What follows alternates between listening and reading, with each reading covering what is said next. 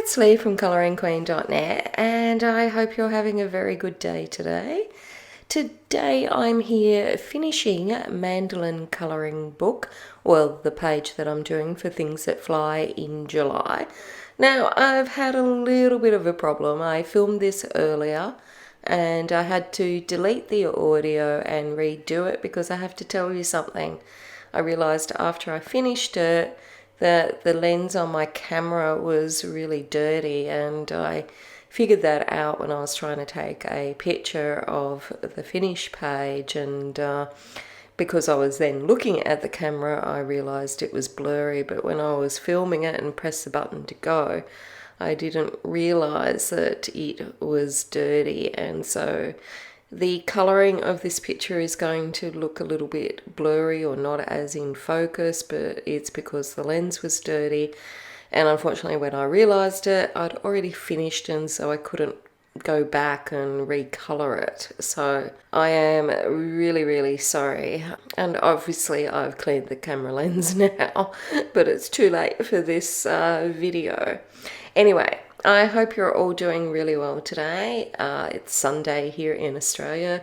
We've been out and about this morning, took Buddy to the beach and he had a great time.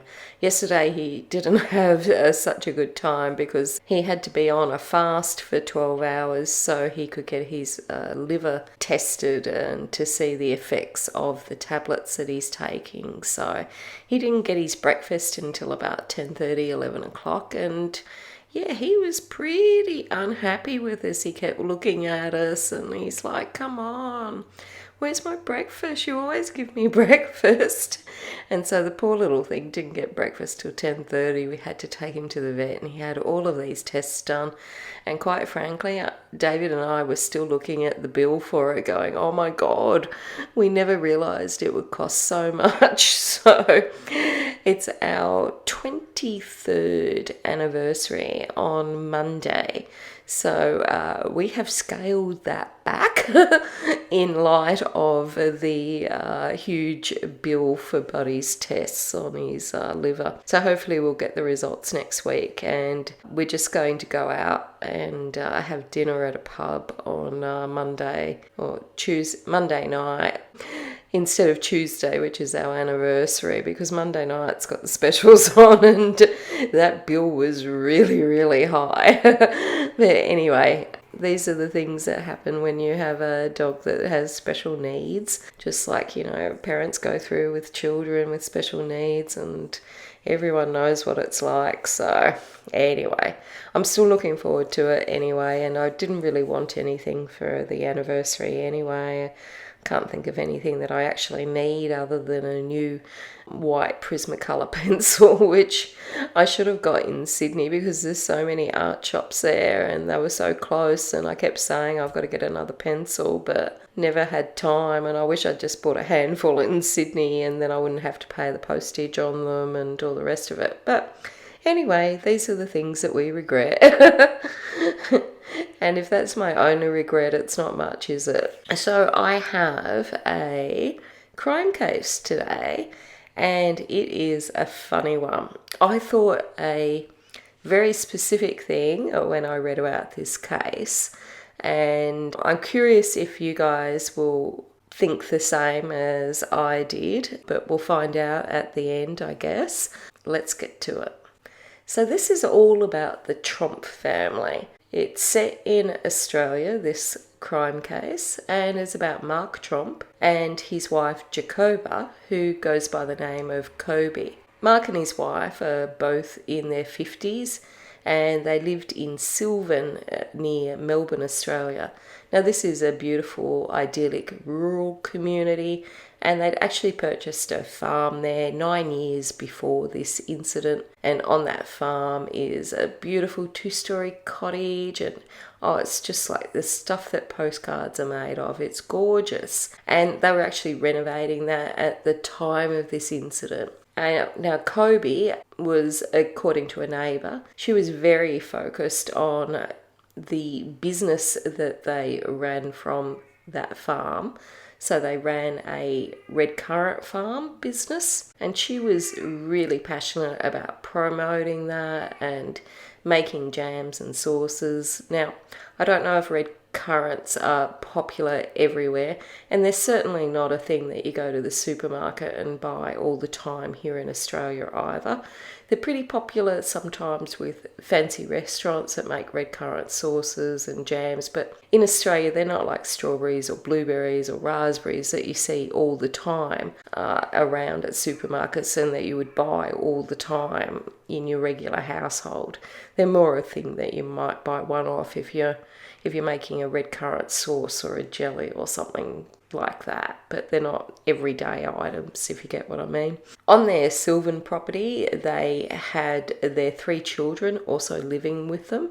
So at the time of this incident, Rihanna, their eldest daughter, who was 29, Mitchell, their son, that was 25, and Ella, their youngest daughter, who was 22. And on that 18-acre property at Sylvan, as well as the red currant business, they also ran a earth-moving business, so things like excavators and bobcats, that sort of thing that move dirt and whatnot.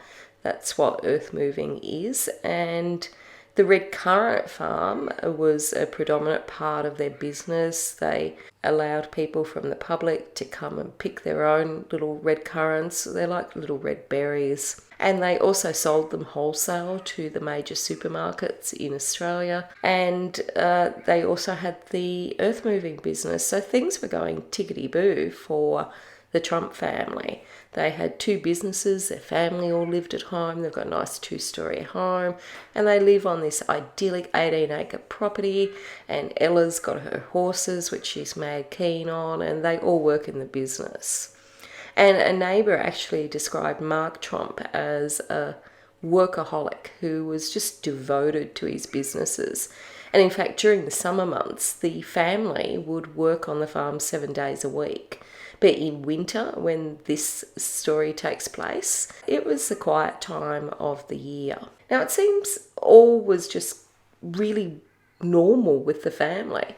They were just a normal, hard-working family running their businesses until they weren't. So on 26th of August 2016, which is winter in Australia, and it was a Monday, instead of running the family businesses that all the children and the parents worked in, the family just suddenly up and left their property. Now, it's not unusual to decide to go on a trip and be impulsive and gallivant around. I've certainly done it a heap of times in my life.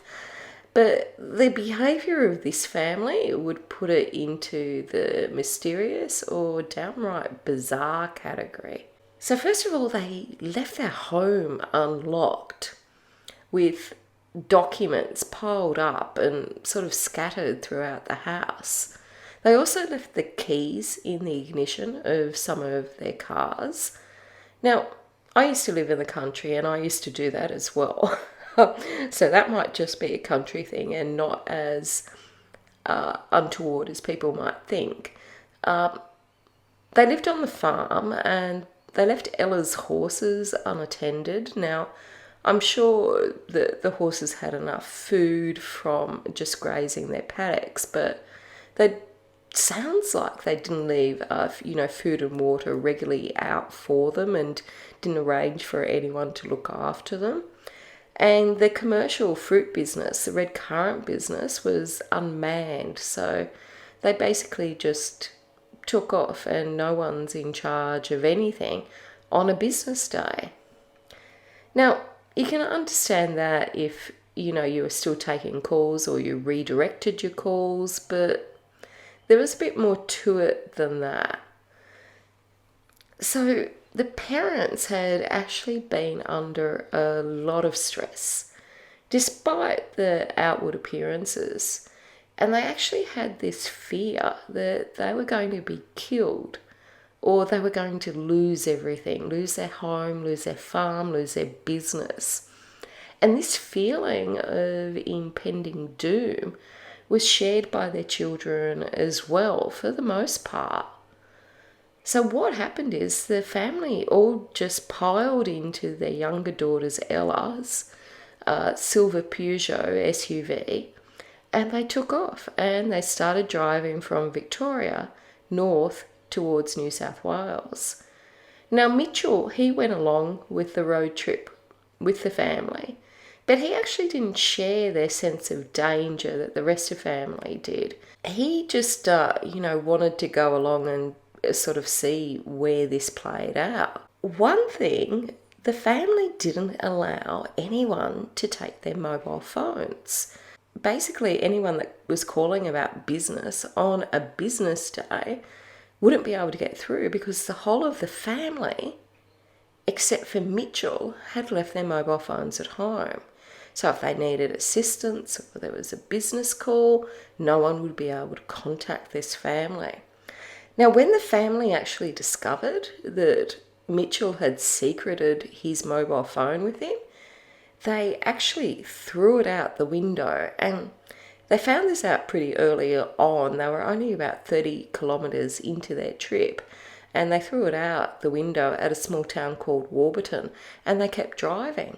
And it was meant to be no technology, and there was a real fear with his parents that the mobile phone could be tracked. And as I said, they were worried that they were going to be killed or they were going to lose everything. So they continued to drive, and they drove around 800 kilometres, and they were in New South Wales then, and they reached a town called Bathurst. And it was there at 7 a.m. in the morning that Mitchell had enough of this really weird road trip with his parents, and his mobile phone is out the window, and his parents are in a mental state that he described as being stressed and a bit paranoid, not like themselves. And so he left the rest of the family. He said, "See you later." And he made his way back to the family property, 800 kilometres away. And he started to catch trains to make his way home. Now, they didn't take any credit cards or anything like that because, again, that could be tracked. So he must have had enough cash to get public transport and get a train home. He couldn't call for help because he didn't have a mobile phone. It was thrown out the window. The family then drove east to the Jenolan Caves, and the Jenolan Caves are fantastic. Every school kid, I think, in New South Wales went there as part of their education. I certainly did. Stalactites and stalagmites. They are absolutely beautiful if you ever get the chance to go and see them. Anyway, when they got to the Jenolan Caves, Rihanna and Ella also decided that this road trip was one that they no longer wanted to be on either. Now, Ella's car was being driven by her father, Mark, and again, the girls had no mobile phones either. So rather than take her car back from her father and travel with her sister back to the family home, Ella decided that she would steal a car. So she stole a ute, which is like a pickup truck for those across the pond. And the two sisters then drove to Goulburn in New South Wales, which is a few hundred kilometres from the Jenolan Caves. And it's also on the road, on the highway that would take you back into Victoria. And when they stopped at Goulburn, they spoke to the police and told the police that they were really concerned about their parents and kind of reported them missing, or said that they had gone missing or they'd become separated from them. And the police and the media were really confused as to how the parents could become lost and the family separated, because they weren't in the outback of Australia. They weren't off the beaten track. Jenolan Caves is a popular tourist spot. Where they'd been previously, Bathurst is a large city, and Goulburn as well. It's a pretty large country town. And so they weren't anywhere where you could kind of get separated. So it didn't make a lot of sense to the police. And It seems clear that the girls were concerned about their parents, but they perhaps didn't want to go into it further because they would then have to explain that the parents were driving Ella's car and she had stolen a car, and I guess they didn't want that to come out. So they managed to get across that they were worried about their parents, and that's basically it. Now in Goulburn, Rihanna and Ella went separate ways. They parted at the Coltex petrol station. Ella apparently was very anxious to get home and feed her horses. She's very involved with horses and equestrian activities. Now, rather than take her sister with her, she left her behind and made the journey back to the family property in the car that had been stolen. So at this point in time, we've got Mum and Dad, and who knows where they are, and they're in Ella's car. Then we've got Rihanna and Ella splitting up, Rihanna staying in Goulburn for some weird reason that rather than going back with her sister, and Ella taking off in a stolen car to make her way hundreds of kilometres back to Victoria, and Mitchell on a train on his way back to Victoria. So it kind of just doesn't make sense. But anyway, let's continue. So Rihanna was all alone in Goulburn, and which is a country town, and she was still at this petrol station, and about 11 a.m. she decided that she would get a ride with somebody in the petrol station. Now, normally when you do this, you ask someone or you stick your thumb out to hitchhike. But what Rihanna did was she just opened up a Ford F250 dual cab ute. So basically it's a pickup truck that's got seats across the front and then seats at the back and then the pickup tray. So she just basically jumped into the back seat of this pickup truck or ute when it was parked, and the driver was out of the ute and paying for petrol inside. So the driver gets back in his ute, whose name was Keith Whitaker, and he had no idea that he'd picked up a passenger. Had no idea at all. And he took off driving down to Canberra, which is not the way to where Rihanna's home is. It's deviating and going inland. And he had no idea that this young lady was in the back of his ute. So he's driving down to Canberra on his way for a doctor's appointment. And he gets about an hour down the road when he feels a kick in the seat. So he pulls over to investigate and he discovers Rihanna. And he said, I turned around and saw two legs stretch across the back between my seat and the floor. And she was basically lying on the floor. He said, I got an extreme shock and he called police. I asked her who she was and if she was all right. And he says she didn't know her name, had no idea where she was. He told police that she basically sat up and she was in a catatonic state, saying she didn't know her name, she didn't know where she was. He described her as a well-dressed young woman, and she offered to give him $50 for his trouble. Now, when police arrived an hour later, she was taken to Goulburn Hospital and she was placed in psychiatric care. Now, the New South Wales Police managed to get enough information from this and connect it with that previous when the two girls had gone in and reported that their parents were missing. They contacted the Victorian Police and alerted them to the missing family members. So they had Rihanna, but they didn't know where Mark and Kobe were, and they didn't know where Ella was, and they didn't know where Mitchell was. So they contacted the Victorian Police. So the two states were working together to try and establish where all of these family members were. So the Victorian police then went to their home, that beautiful two-storey home on the 18 acres in Sylvan, and they found things that surprised them. The keys being left in the ignition, the way the house was left unattended, things were left behind that you would normally take, like passports, for example, for identification. Mobile phones were left behind, credit cards were left, and the only phone that was taken was the one of Mitchell's, and that was thrown out the window early in their trip. And then they found it really odd that there were piles and piles of financial and business documents, and they were all neat and stacked up and all ordered, and they described it as if someone had been searching for something. Anyway, while the police were there, Ella drove the stolen car back to the family home, and by now it's Tuesday night.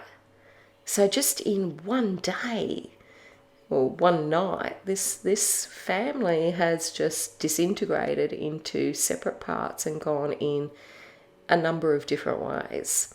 So she's driving the family, the stolen car back home, and, of course, she's met with police waiting at the property who had gone there to check about the missing persons report for her parents. Meanwhile, the police in New South Wales started searching around the Jenolan caves for the parents, Mark and Kobe, but they couldn't find any sign of them. And the reason for that is because they were already driving back to Melbourne from the Jenolan caves. So they'd basically gone from 800 k's odd from Victoria to the Jenolan caves and turned around and gone back. It's a long day trip. People like a Sunday drive, but that's a really long way to go for a Sunday drive. Meanwhile, back in Victoria, Mitchell would arrive home the next morning on Wednesday, and he had caught the train and arrived that way. And on Wednesday, the parents, Mark and Kobe, they had driven 600 kilometres by then, and they'd arrived at the small town of Wangaratta in Victoria. So now Rihanna is in hospital in Goulburn. Mitchell and Ella are at home, and the parents are in Wangaratta. Now the parents separated, and Kobe ended up catching a train and going back. So she travelled back north to a town called Yass, which was 350 kilometres away, and she caught the train there. She was later found wandering around Yass in what was described as an agitated state. So she was taken to hospital for psychiatric assessment, and then she was moved to Goulburn Hospital, which is not too far away. It's kind of the next big country town, and she was there now with her daughter Rihanna, who was still in hospital getting treatment. So we've got Kobe and Rihanna now both in Goulburn Hospital, and Mark somewhere in Wangaratta, and Mitchell and Ella at the family home. So Mark remained in Wangaratta with Ella's car, and around that time there were a couple of break-ins around the town, but it's not known whether they were connected with Mark.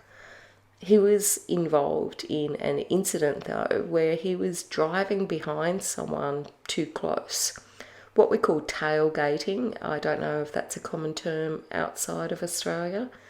So a car in front of them, the young couple inside, they were playing Pokemon Go, and they felt that Mark was stalking them because he was following them in his car. Anyway, after this incident, the young couple called the police, and he ended up abandoning the car, running away from it, leaving the keys in Ella's car, and he went to a park called Merriwa Park that was pretty nearby. Now, the police arrived pretty soon, at about 10 o'clock, and they searched the area with sniffer dogs, but they couldn't find him. He wasn't located.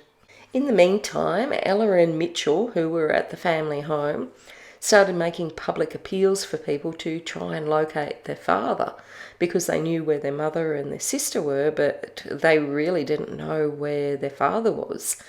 And they said that they were absolutely baffled by their parents' paranoid behaviour.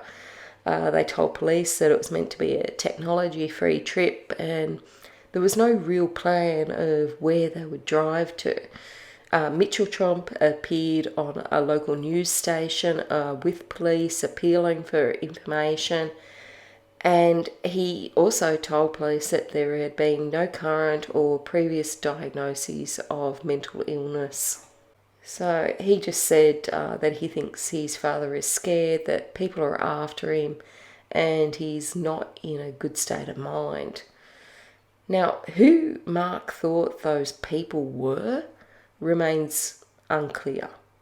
Mitchell told another news reporter that he couldn't provide any specific explanation for his parents' paranoia, and that their extreme behaviour really shocked him. He said, "I've never seen anything like it.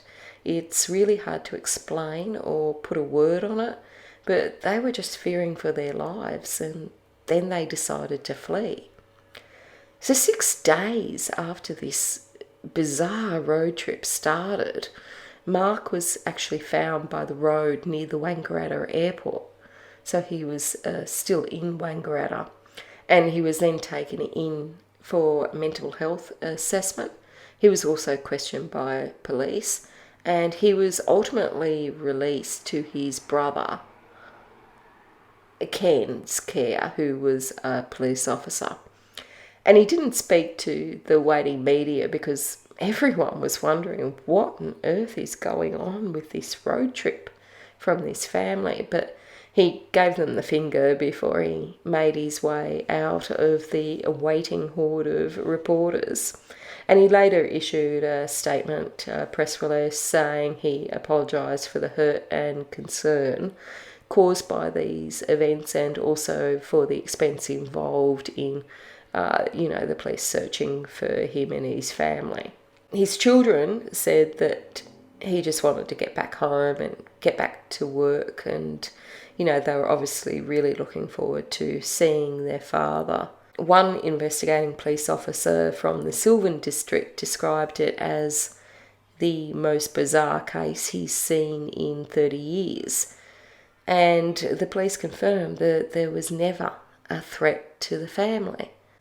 Sergeant Mark Knight, who knows the family, said they had no diagnosed mental health problems. There was no evidence of drug taking, and the family had no debts and didn't belong to any religious groups. There was just no reason for it.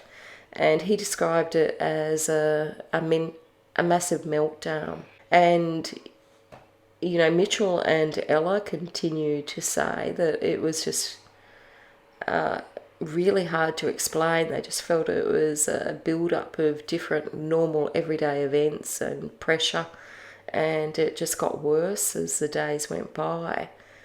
And he said that he left because he thought it was the best idea at the time, but in hindsight he regrets leaving the family, and he should have tried to stay and tried to help and took some reason into them and, bring them back home so that they would all be safe. So no one's been able to understand why this fear was held by the family. But there are some theories. It's been speculated that the road trip also may have just been the beginning, and that they may also have been planning to leave Australia, as they were so concerned for their safety. But a police source told a newspaper that they ultimately decided against this, as they were concerned their whereabouts would be tracked via their passport usage. So while Kobe and Rihanna recovered in hospital, the farming community all pitched in to help the family with the red currant season. to ensure that they'd have a successful crop, and they carried out all the irrigation and fertilisation needed at that time of year. And another neighbour stepped in to keep an eye on Mitchell and Ella, who were all at home without their parents, and make sure that they were all okay when their parents, and sister were eventually able to come home. My first thought when I heard this case was that the family was suffering from folie à deux, which is originally named after a 19th century French couple who began exhibiting paranoid and delusional behaviour. And doctors weren't able to tell in that instance which of them had become psychotic first, but they'd fallen into this cycle of reinforcing each other's delusion. So one family inducing another. But it's meant to be when they're separated that this should no longer be in existence, because it's the madness of two, if you like, and when you're just single, you no longer have two. You're just psychotic on your own, if that makes sense. And so it's meant to occur, and it's very rare. It's meant to occur when you're in a close-knit family. So when you work together and you live together and you go on weird road trips together, that would be a pretty close-knit family. And usually one person has that psychotic break, and then the others become fearful, especially if that person is perhaps the role model of the family or the stronger one of the family. And then others become fearful, and they tend to share this psychosis, or they learn the psychosis on a temporary basis, and each realising at different stages that all wasn't well. But it is unusual for it to go across so many people, and if that was the case, why wasn't Mitchell affected by it? So interesting theory. I'd be curious, as always, to know what you think. Another theory is they might have ingested hallucinogenic, like magic mushrooms. Then there's Occam's razor, the simplest solution is the right one. So basically they were running from someone and someone was after them. Some people suggested that they may have borrowed money for the wrong people for their business and their renovations, and they were running from debt collectors. Police ruled that out as the business was successful and didn't have debts. Some others have suggested that there was a fungus on the berries that caused them to become ill and basically get paranoid. Drugs were ruled out. Some have suggested that there was a chemical poisoning from products they used in their business on the farm, but again, police ruled that out. Some people suggested carbon monoxide poisoning, but again, this was also ruled out. And one of the weirdest ones I read as why they did it was that it was just all a setup for media attention, and there's no evidence for that either way, and they didn't seem to cash in on the attention. It actually had a negative impact on them, so I don't think so. And bear in mind that Rihanna was hospitalised and her mother as well, so I don't think you would go through that, for some media attention.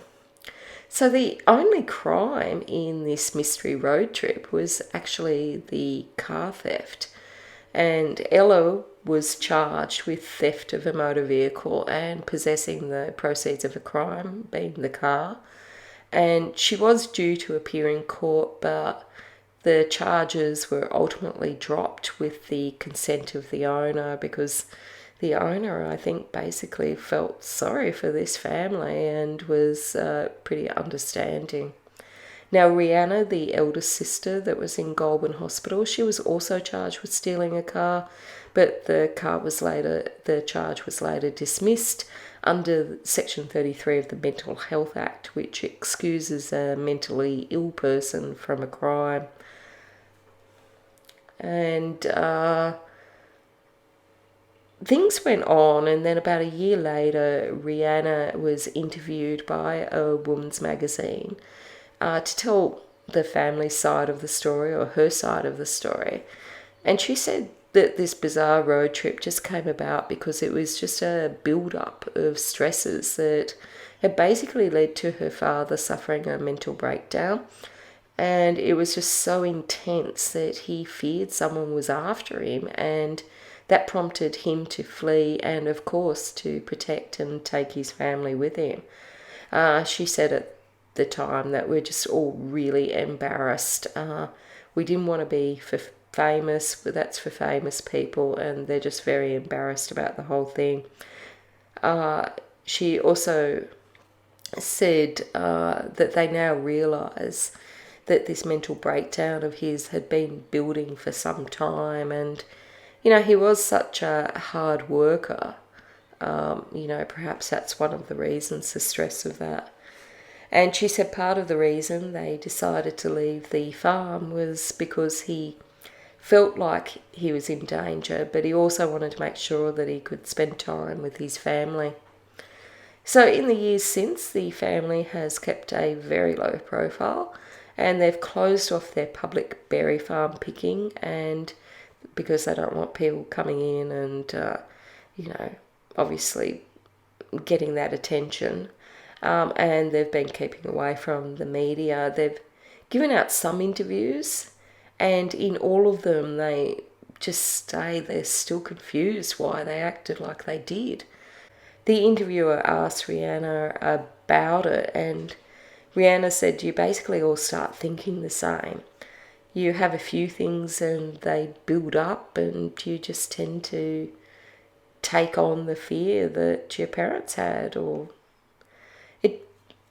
it just seems bizarre. And even though, I know a lot about this case, but there's still so many questions unanswered. Like, why did the rest of them follow? Did they really pick up the sickness, as Rihanna suggested in that interview? You start thinking the same. And why did they suddenly stop at different times? And why were Rihanna and her mother affected more than, say, Mitchell and Ella? It just seems bizarre the way the whole thing has transpired. But luckily, the family has had the assistance of some health professionals, and hopefully they're doing really well now, and their life is back to normal. But I think it's always really hard to understand this one, but I'll go back to my original thought when I first read about this case. I think it is folie à deux, and I'd be really interested to know if you guys think the same.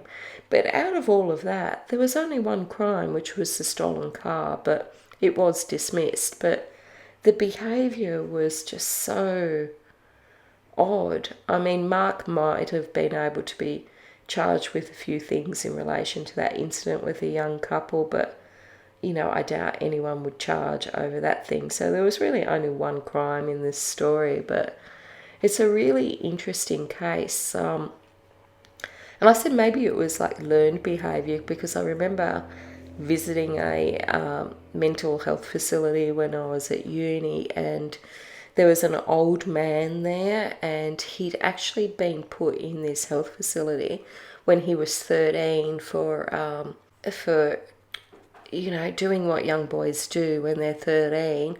I can't say that on here because, YouTube.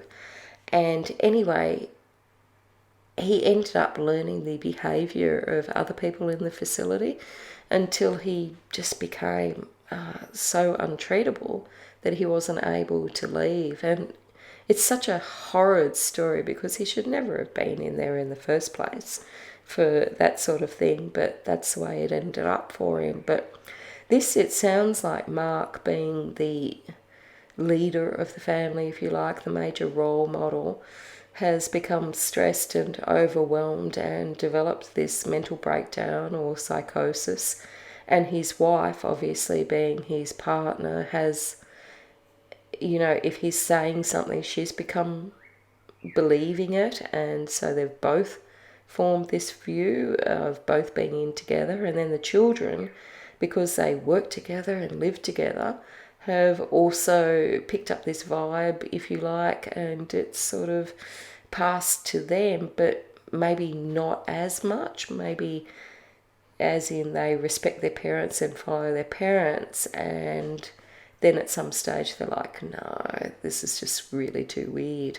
I don't know. I'd be really interested in what you think, but I am just pleased to hear that they're getting the help that they need and that their life has, gone back to normal. And also, what a lovely community all pitching in and helping them when they're really in need. I mean, isn't that nice? I like a nice story like that where people are super nice to each other.